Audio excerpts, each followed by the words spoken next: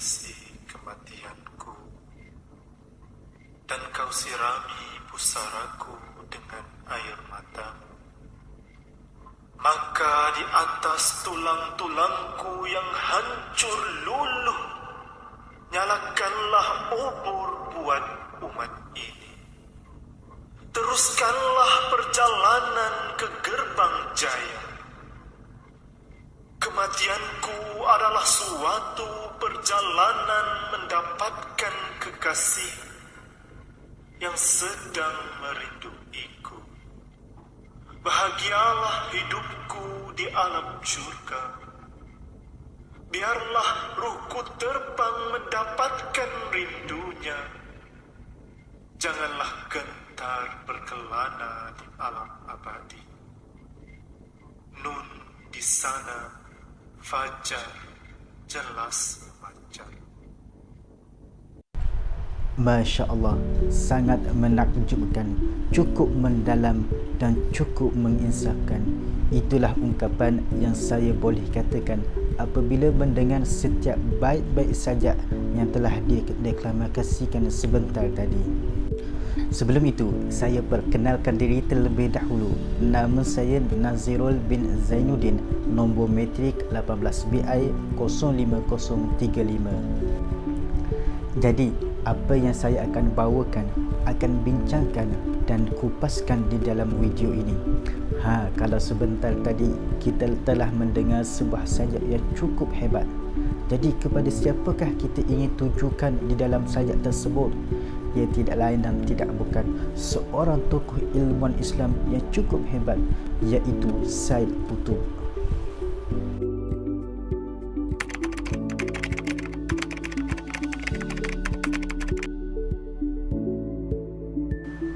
Sebelum kita pergi lebih lanjut tentang ketokohan dan kepimpinan Said Qutb dalam bidang dakwah, jom kita kenali terlebih dahulu sedikit latar belakang beliau. Nama sebenar beliau ialah Said Qutb Ibrahim Ash-Shazili.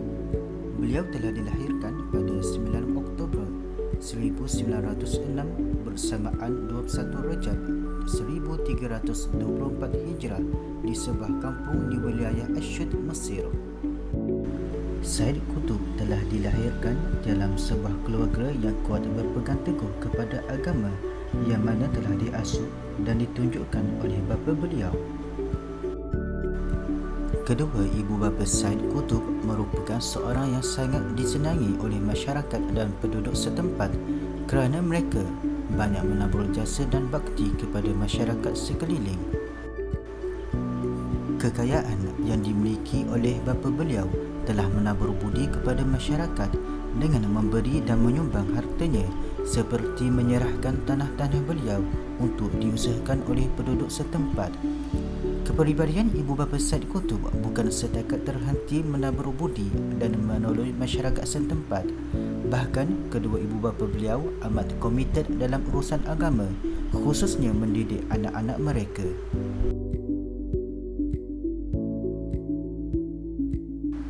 Said Qutb mendapat pendidikan awal agama daripada kedua ibu bapanya.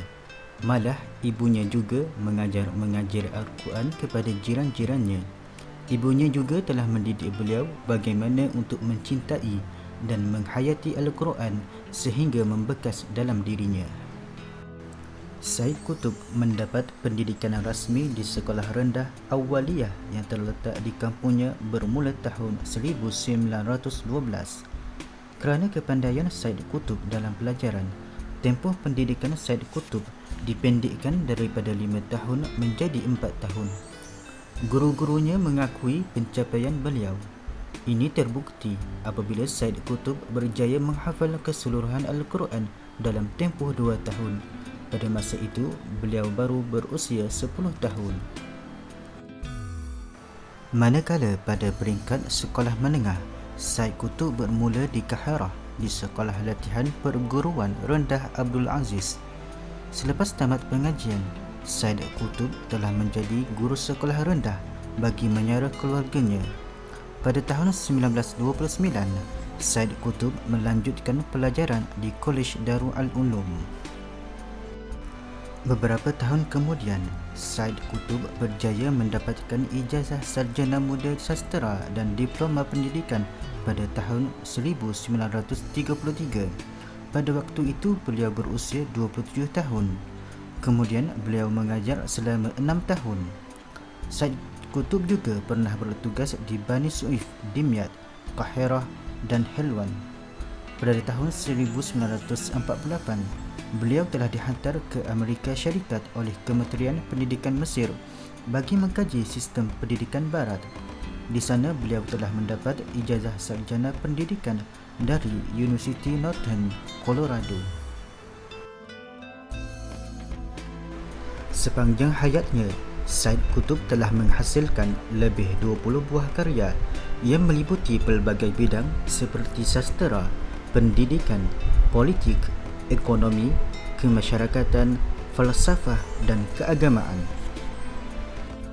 Di antara buku-buku sastera yang telah dikarang oleh Said Qutb adalah Muhimmah Asy-Syair fil Al-Hayah, At-Tasfir Al-Fanni fil Quran, Masyahid Al-Qiyamah fil Quran, An-Naqd Al-Arabiyyu wa Manhajuhu dan Naqd Kitab Mustaqbal As-Saqafah fi Mesir.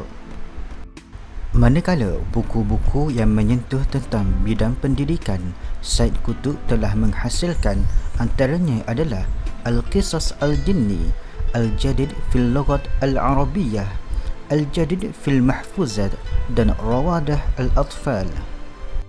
Selain itu juga, buku-buku yang telah dikarang oleh Said Qutb yang mengisahkan tentang kemasyarakatan, ekonomi dan Islam antaranya adalah Tafsir fi Zilalil Quran, Al-Adalah Al-Ijtimaiyah fil Islam, Ma'rakah Islam wa Ra'sumaliyah, As-Salam Al-Alami wal Islam, Khasasus At-Tasawur Al-Islami, Al-Islam wa Mushkilah Al-Hadarah, Hadha Al-Din dan banyak lagi. Di samping itu juga, Said Qutb juga telah menulis beberapa buah puisi dan cerita pendek. Artikelnya juga berserakan di pelbagai media massa dan merupakan kritikan terhadap karya para penulis dan pemikir Mesir seperti Natib Mahfuzah, Taufiq Al-Hakim, Abdul Mahmud Al-Aqad, Mustafa Shadiq Al-Rafi'i, Ali Adham, Ismail Mazhar dan Hasan Az-Zayyad. Setiap tokoh mempunyai sumbangan yang tersendiri yang mampu diberikan ataupun dicurahkan kepada masyarakat. Tidak terkecuali dengan Said Qutb, yang mana beliau juga banyak memberikan sumbangan terhadap perjalanan Islam. Beliau telah memberikan sumbangan yang begitu banyak dalam gerakan dakwah Islam. Di antara peranan dan sumbangan yang telah diberikan oleh beliau dalam dakwah Islam ialah mengajar agama di sekolah dan juga kolej, menulis dalam satu ruangan akhbar Al-Balagh terbitan Parti Al-Wafad. Beliau juga pernah menjadi pengarang bagi penerbitan bahasa Arab dan menjadi nazir sekolah-sekolah rendah. Selain itu juga, beliau pernah menjadi penulis dalam akhbar Al-Ikhwanul Muslimin. Sekaligus telah dilantik sebagai ketua editor akhbar Al-Ikhwanul Muslimin. Said Qutb juga telah menjadi ahli jawatan kuasa dalam gerak kerja Ikhwan kerana komitmen Said Qutb yang tidak berbelah bahagi dalam menyebarkan perjuangan Islam. Seterusnya, Said Qutb juga telah menjadi salah seorang tonggak utama dalam gerakan Ikhwan Muslimin selepas sahaja kematian Imam Hasan Al-Banna. Kemudian, beliau juga telah menulis beberapa buah buku berkaitan dengan perjuangan Islam. Antara buku tersebut adalah Keadilan Sosial dalam Islam, yang mana telah mendapat sambutan hangat daripada masyarakat dan telah diulang cetak hingga beberapa kali. Ketika Said Qutb telah dipenjarakan, beliau terus-menerus menyumbangkan bakti kepada dunia perjuangan Islam.